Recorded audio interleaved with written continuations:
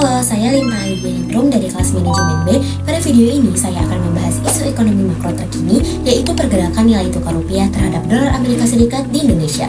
Berdasarkan data CNBC Indonesia tanggal 24 Juni 2026, yang mencatat rupiah berada di kisaran 17.925 rupiah per USD, serta data Bank Indonesia melalui Gisdor di sekitar 17.955 rupiah per USD. Topik ini saya pilih karena nilai tukar merupakan indikator penting dalam stabilitas ekonomi makro dan perdagangan internasional.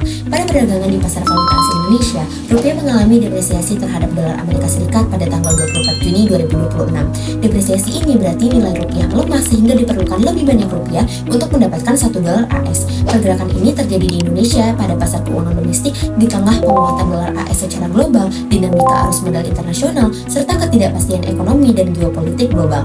Pihak yang terdampak dari kondisi ini antara lain importir yang menghadapi kenaikan biaya, eksportir yang diuntungkan secara nilai tukar, pelaku usaha yang bergantung pada bahan baku impor, serta konsumen domestik melalui perubahan harga barang. Dalam ekonomi makro, fenomena ini dapat dijelaskan melalui beberapa konsep. Yang pertama, teori permintaan dan penawaran valuta asing. Nilai tukar terbentuk dari mekanisme pasar. Ketika permintaan dolar meningkat atau penawaran dolar menurun, maka mata uang domestik itu akan terdepresiasi. Lalu yang kedua, inflasi dan imported inflation.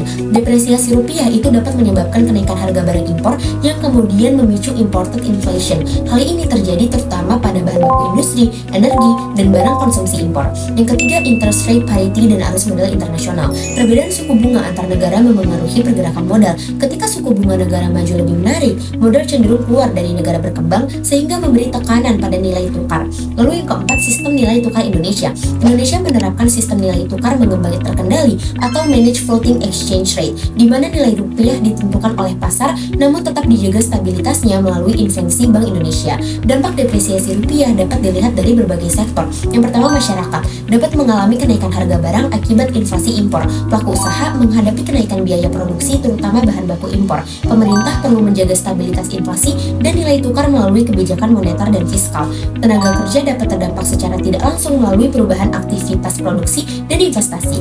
Harga dan inflasi berpotensi meningkat akibat imported inflation. Pertumbuhan ekonomi dapat terpengaruh melalui penurunan daya beli dan meningkatnya biaya produksi. Secara objektif, depresiasi rupiah merupakan bagian dari dinamika sistem ekonomi terbuka dan mekanisme pasar valuta asing. Dampaknya bersifat dua sisi, dapat meningkatkan daya saing ekspor, namun juga meningkatkan tekanan biaya impor dan inflasi. Dalam jangka menengah, stabilitas nilai tukar akan sangat dipengaruhi oleh arus modal internasional, kebijakan suku bunga, serta kondisi eksternal seperti penguatan dolar AS. Oleh karena itu, nilai tukar perlu dipahami sebagai indikator keseimbangan ekonomi makro global dan domestik.